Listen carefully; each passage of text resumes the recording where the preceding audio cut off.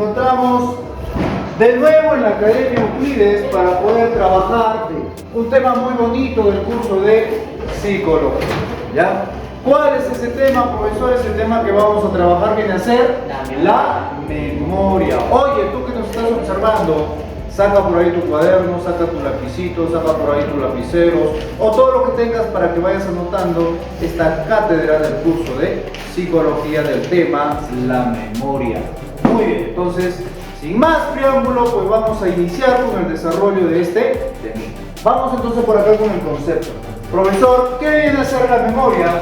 La memoria viene a ser un proceso cognitivo del tipo básico. ¿Y qué nos permite? Nos permite almacenar, ahí está, muy bien, y evocar, correcto, nos permite evocar información, ahí está, ahí nos permite evocar y almacenar información. ¿Pero qué información almacena nuestra memoria? Pues almacena la información cognitiva, ¿no? Cognitiva, que está relacionada con las ciencias. Ahí está, cognitiva. ¿Qué más? Información afectiva, claro. Por ejemplo, tu primer beso, ¿cuándo fue? ¿A qué edad? A los...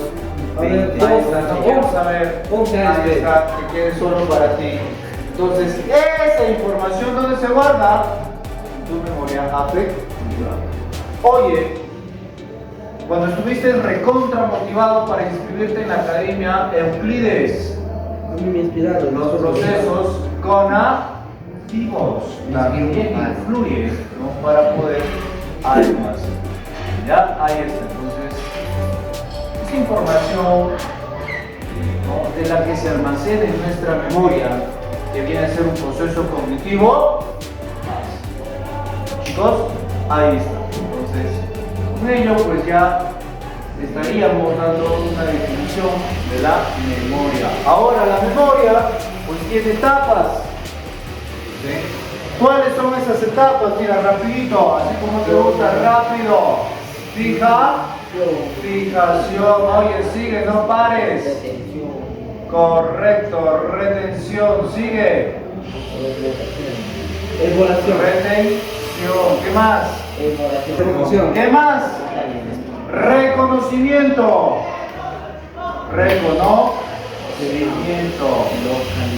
Y localización. Ahí está, la localización. Entonces, chicos, ahí tenemos las 5 etapas de la memoria que son clave que tú te lo aprendas. ¿Ya? Vamos con la primera etapa, la fijación. ¿Qué viene a ser la fijación? Es el continuo registro de la información. Es el continuo registro. ¿De qué, chicos? De información. Es el continuo registro de información. ¿Ya? Constantemente nosotros estamos captando información a través de los receptores sensoriales que vienen a ser nuestros sentidos. Hoy en la segunda etapa, retención. ¿Qué viene a ser la retención? El almacenamiento de esa información registrada. Almacenamiento de la información registrada. De la información registrada. ¿Ya? Ahí está. Siguiente tenemos la evocación. ¿Y qué viene a ser la evocación? Viene a ser la reproducción de la información almacenada. La reproducción de esa información almacenada. ¿Ya? Ahí está. Muy bien. Oye, pero dentro de la evocación vamos a tener dos tipos. ¿Cuáles son? La voluntaria y la espontánea. ¿Cuál viene a ser la voluntaria? Cuando existe un esfuerzo consciente por almacenar o por recuperar esa información que ya está guardada. Existe un esfuerzo consciente para recuperar esa información. ¿Ya? Ahí está. Existe un esfuerzo consciente.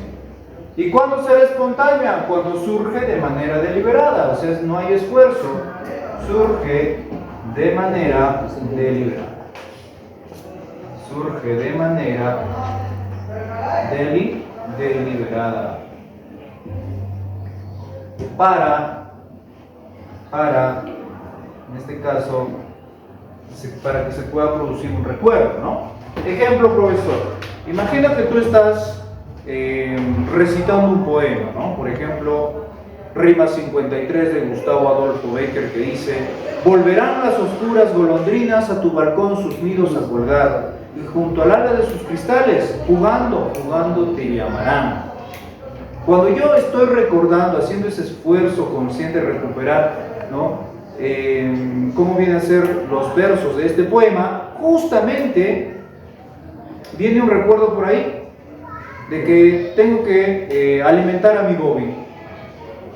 Entonces, ese recuerdo que surge de manera deliberada, ¿qué tipo de vocación será? Espontánea. Mientras yo estaba recuperando o tratando de recordar el poema, ¿qué tipo de vocación es? Voluntaria. Es que me acuerdas que me tocaste aprendido. ¿Tratas de entender o no? Sí. ¿Sí? ¿Has entendido? Oye, también tenemos el reconocimiento. ¿Y qué viene a ser el reconocimiento? Ver si esa información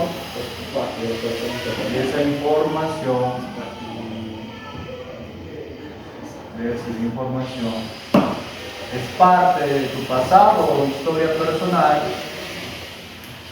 parte de tu pasado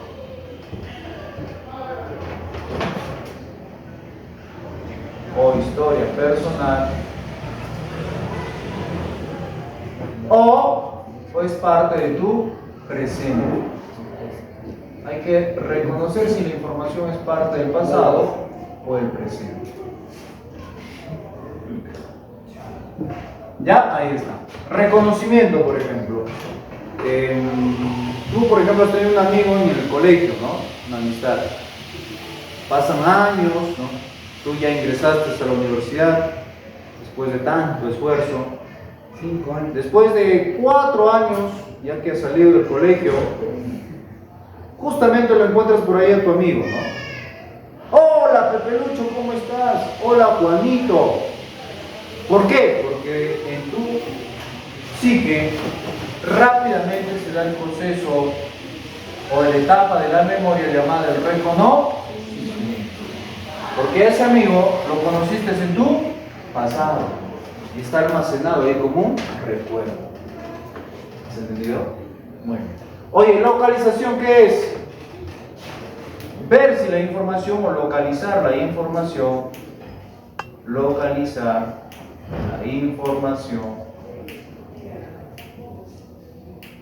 en un cierto tiempo y espacio, tiempo y espacio.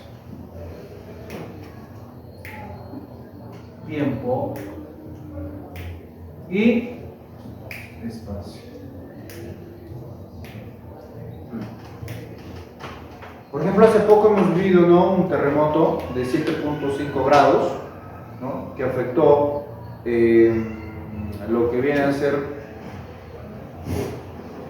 la carretera, ¿no?, de Pedro Ruiz, ¿no? Y por acá ocasionó algunos desastres también en Chachapoyas. Fue aproximadamente a las 5 de la mañana, ¿no? Por ahí a 5:50, por ahí, ¿no? Siendo ya casi las 6. Y en ese día, pues, la gente se desesperó un poco, salieron de sus casas, a la calle, ¿no?, buscando un lugar seguro. Entonces, el recordar esa situación, ese contexto, en una fecha determinada, con una hora, viene a ser la etapa de la memoria llamada localización. ¿Sí? ¿O te acuerdas de tu examen de admisión que diste en marzo? ¿Te acuerdas o no? ¿Qué día fue? El 22 de marzo, ¿no? Postulaste. ¿A qué hora? Más o menos a las 10 de la mañana. Ese recuerdo, ¿a qué tipo o a qué etapa de la memoria pertenece? a la localización. Lo estás localizando ese recuerdo con un tiempo. ¿Sí? ¿Logras entender? Muy bien. Oye, ahora vamos a ver los tipos de memoria. Vamos a ver la memoria sensorial, así como tú, corto, plazo, y como yo, largo, plazo. Oye, la sensorial, ¿cuánto dura? Menos de un segundo. Menos de un segundo. ¿Qué quiere decir eso? Que la memoria sensorial capta la información de 200 o 300 milisegundos, pero como máximo puede llegar a un segundo. Capacidad, su capacidad viene a ser ilimitada. Ahí. La memoria sensorial se relaciona con nuestros sentidos, con todos los sentidos, pero en especial con dos. Por ello vamos a tener la memoria icónica y la ecoica. La icónica que se relaciona con la vista y la ecoica se va a relacionar con el oído. Correcto, se relaciona con el oído. Pero también vamos a tener la memoria a corto plazo. Y la corto plazo también tiene una duración. ¿Cuánto dura? Menos de un minuto. Sí, como tú, sí. Menos de un minuto. ¿Ya? Sí, como tú. ¿Ya? Menos de un.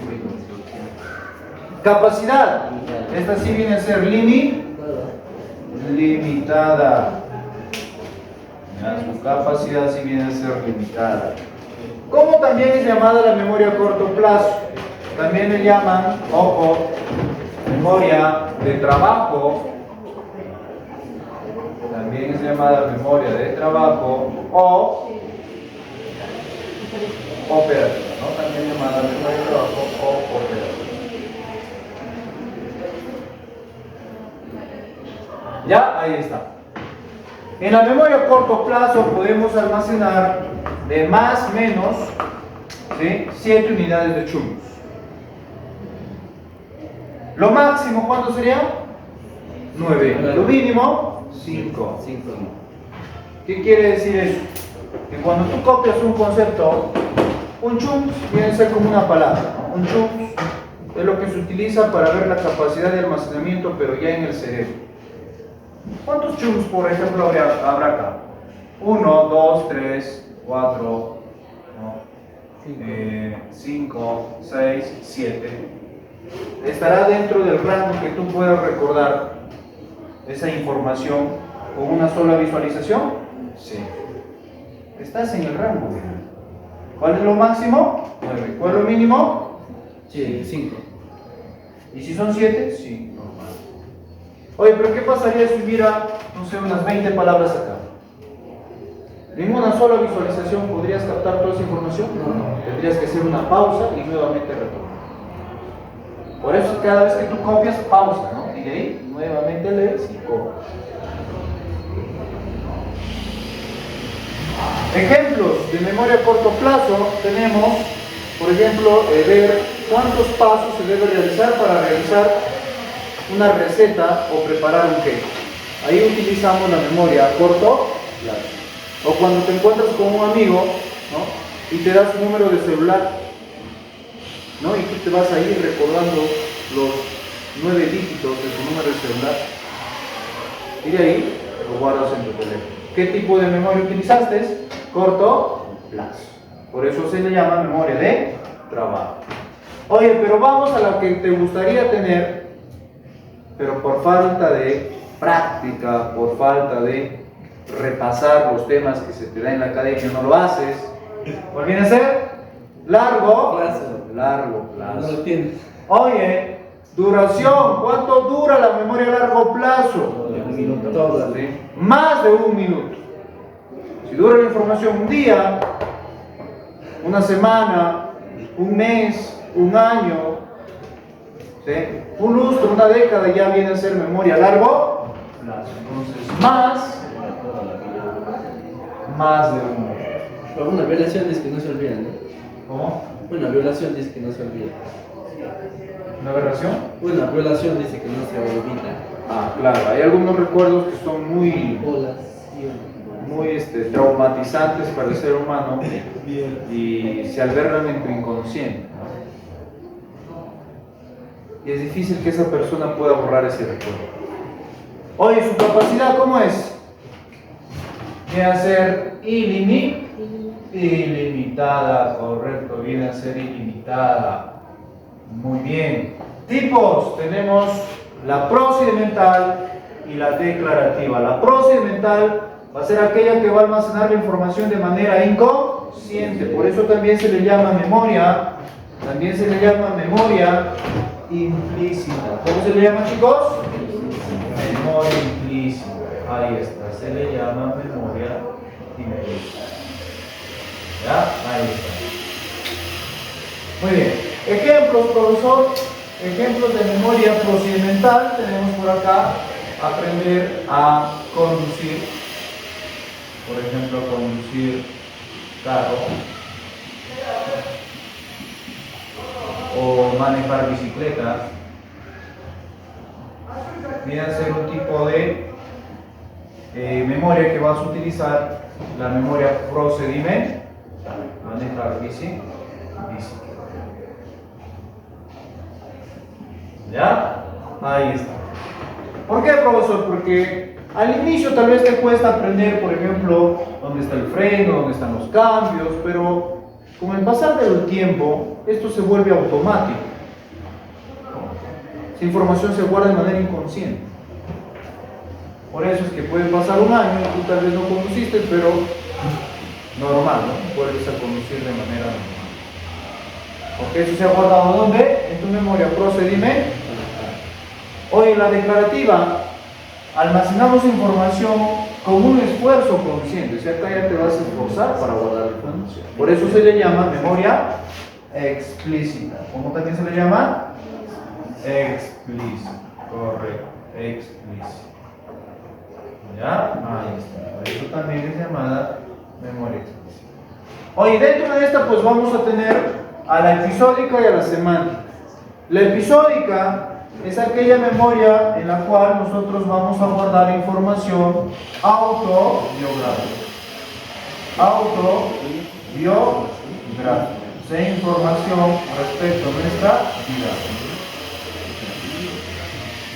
Autobiográfica. Esos recuerdos que tú has almacenado de tu propia vida, de tu propia historia de vida, ¿no? Por ejemplo, ¿cuándo fue la primera vez que viajaste por tu cuenta? Ah, profe, yo me acuerdo que había viajado solo por mi cuenta, en tal año, cuando tuve 15 años, etcétera, ¿no? O, ¿cuándo fue tu primer beso? ¿Ah? ¿Sí? ¿Te das cuenta? Entonces, recordar eso, que es parte de tu vida, pertenece a tu memoria episódica. O las chicas, recordar, ¿no? ¿Se acuerdan esa fiestita de 15 años que le prepararon? ¿Sí? Donde tu enamorado fue tu paje, como tú lo llamas, te acompañó ese día, ¿no? Te dio unas palabras, ¿te acuerdas? ¿No? ¿Qué te escribiste? Oye, vamos con la semántica. La semántica se caracteriza porque esta memoria va a permitir almacenar información de las ciencias. Nos permite almacenar información ¿de qué, chicos? De las ciencias. De las ciencias y cultura general. Y cultura general.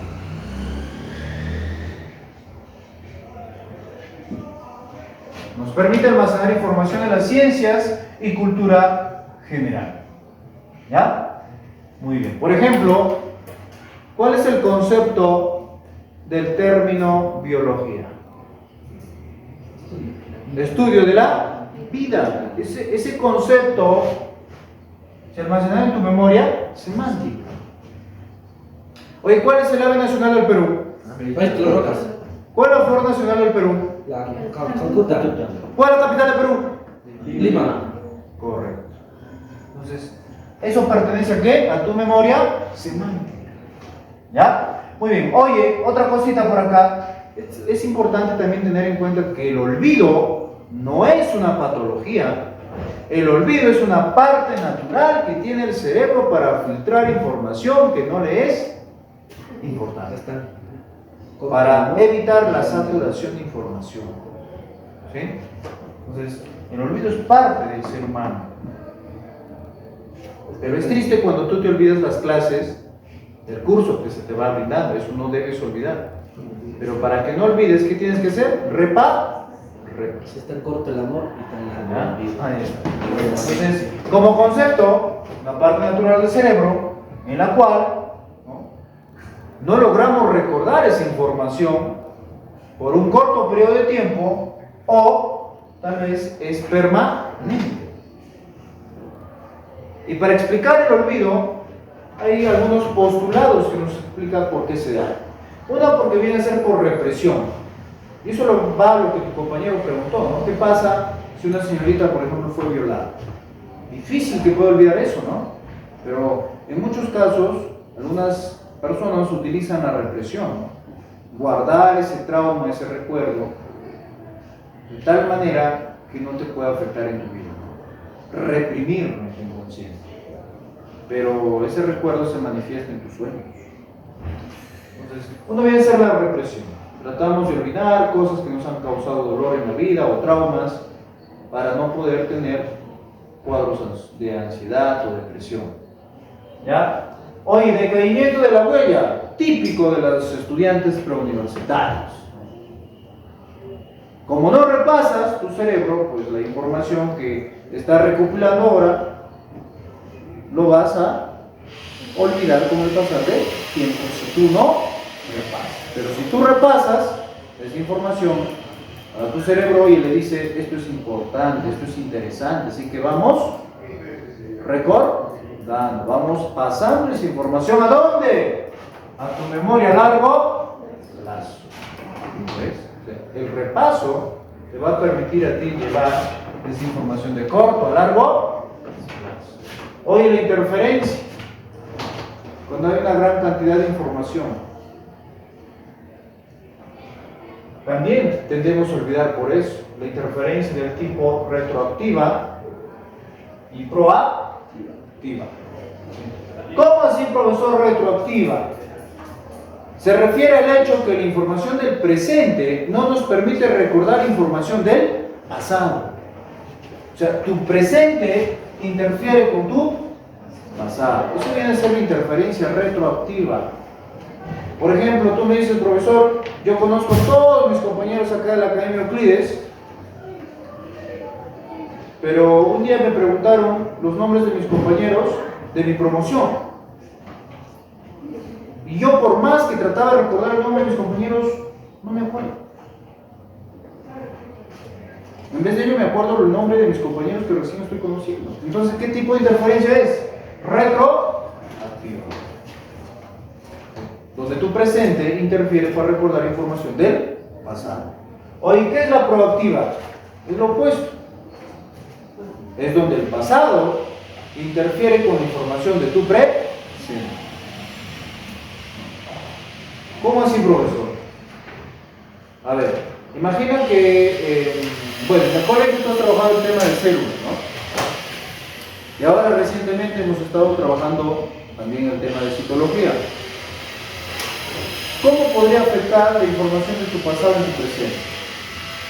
Cuando esos conceptos que a ti te dieron de célula, etc., no te ayuda a recordar la información que se te ha dado en el presente, se te ha dado nueva, prefieres, ¿no?, acordarte del bosquejo inicial, primordial que te enseñaron de citología, o recordar eso, a que incorporar esa nueva información que se te está brindando. ¿Eso qué tipo de interferencia viene a ser? Interferencia proactiva. ¿Quedó claro o no? ¿Otro ejemplo? Ya, otro ejemplo. A ver. Oye, ¿te acuerdas que hemos trabajado el temita de virus? ¿Sí? Ya. Entonces es una información actual, ¿no? Que hemos estado trabajando. Pero imagina que es justo esa idea que tuvimos clase del tema de virus. También trabajaste el tema de historia. Por ejemplo, el periodo incaico, ¿no? El periodo incaico. Entonces tu profesor te enseñó los nombres de los 14 incas, lo que conquistaron, etc. Entonces, por más que tú trates de recordar el tema del virus, no logras. ¿Por qué? Porque esa información del profesor de historia que te había brindado obstaculiza la información del presente que yo estaba enseñando, del tema de virus. Tú no logras recordar los virus y no logras recordar la clase de historia.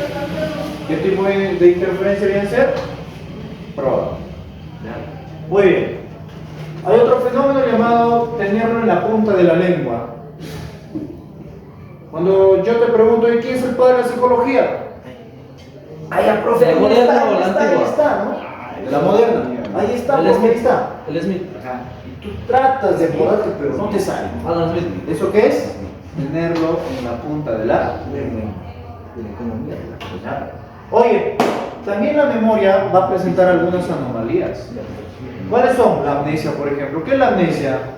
Es la pérdida de recuerdos. La pérdida de recuerdos. Que se puede dar, escucha Bobby, se puede dar, escucha, pon atención, se puede dar por un shock emocional, se puede dar por un golpe en la altura del temporal, o también terapia electroconvulsiva. También te puede ocasionar daños en la memoria. Entonces, la amnesia hay dos tipos. ¿Cuáles son, profesor? Tenemos la amnesia retrógrada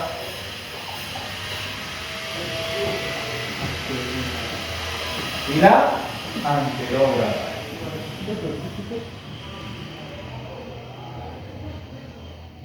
Profe, ¿qué viene a ser la amnesia retrógrada? Es cuando la persona ya no logra recordar parte de su pasado, o sea, ya no puede evocar esa información de su pasado. ¿Y qué viene a ser anterógrada? Cuando esa persona ya no va a poder fijar información de su presente. ¿Ya? Ahí está. Entonces ahí tenemos la anterógrada y la retrógrada. Oye, ¿qué viene a ser la paramnesia? La paramnesia viene a ser la distorsión del recuerdo. La distorsión del recuerdo. Ya, ahí está. Oye, y hay dos fenómenos. Lo que viene a ser el déjà vu. El déjà vu. Y el jamás. Y el jamaísmo. ¿Ya? El déjà vu y el jamás. Oye, el déjà vu significa ya visto. El jamaísmo significa nunca visto. Nunca visto.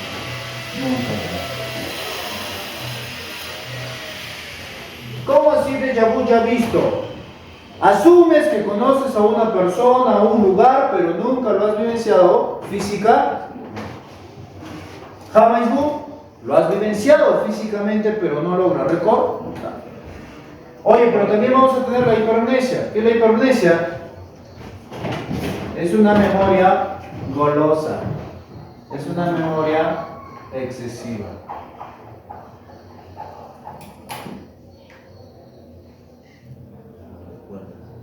Recuerdas todo con lujo y detalles. Eso es una persona que tiene hipermnesia. No se olvida absolutamente nada. Por ejemplo, una persona con hipermnesia te puede decir: yo me acuerdo cuántas tildes tenía el libro Edipo Rey, o cuántos cabellos he perdido hace un año. ni en la ducha, ¿no? Datos que no son significativos, pero esa persona lo recuerda. Disnesia. La disnesia viene a ser un problema en el cual la persona ya no puede evocar y fijar información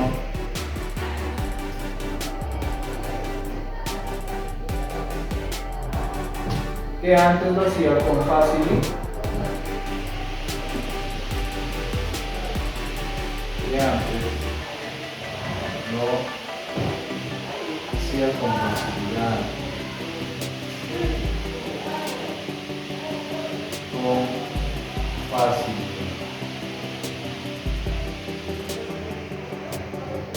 Ya le cuesta registrar información o evocarlo, ¿no? Eso viene a ser un problema de disnesia. Profe, ¿qué viene a ser la hipognesia? La hipognesia es una disminución gradual de la memoria. Es una disminución gradual de la memoria. Es una disminución gradual de la memoria. Eso viene a ser, chicos, ¿qué cosa? La hipognesia.